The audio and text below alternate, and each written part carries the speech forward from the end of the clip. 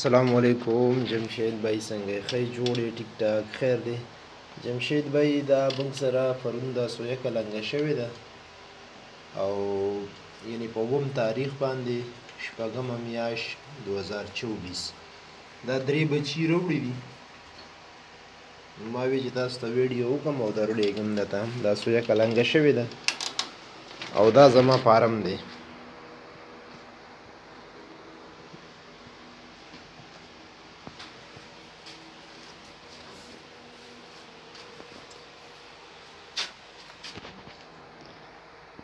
دا بچی دي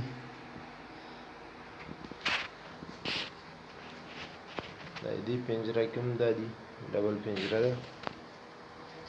ځای کې لږه تیاره ده